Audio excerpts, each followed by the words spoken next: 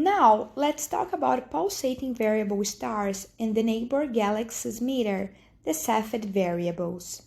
These are intrinsic variables as their variations in brightness is due to a physical change within the star.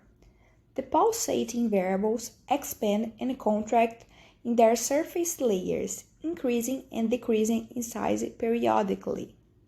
This generates the brightness variations. There are different types of pulsating stars due to their periods of pulsation and the shapes of their light curves. These are a function of the mass and the evolutionary state of a given star. Why do stars pulse? We tend to think of stars as stable and unchanging, but as you have already learned, that's not true.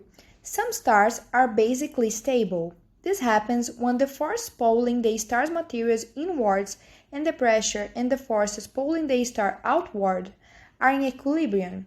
This is called hydrostatic equilibrium. But in pulsating stars, there isn't this balance. The inwards and outwards force are always trying to find an equilibrium point, causing it to expand and is shrinking constantly. This process is intrinsically natural of each star. We have a few types of pulsating stars. Cepheids that are very luminous with pulsating periods of 1 to 70 days. Cepheid light curves show a rapid rise in brightness followed by a more gradual decline, shaped like a shark fin.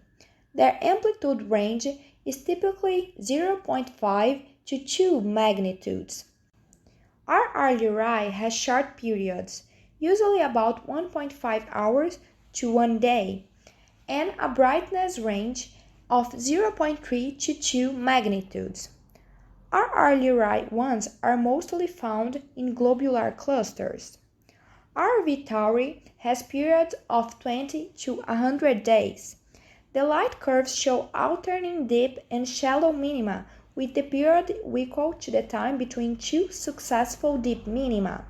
Long period variables have periods of months to years and a magnitude variation of 3 to 4.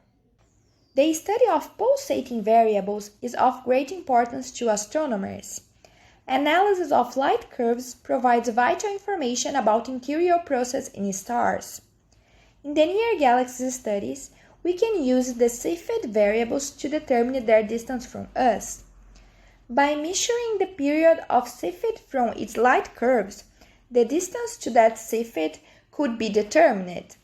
Looking at a galaxy in the Virgo clusters called M100, astronomers used Cepheid variables observed there to estimate its distance, 56 million light years.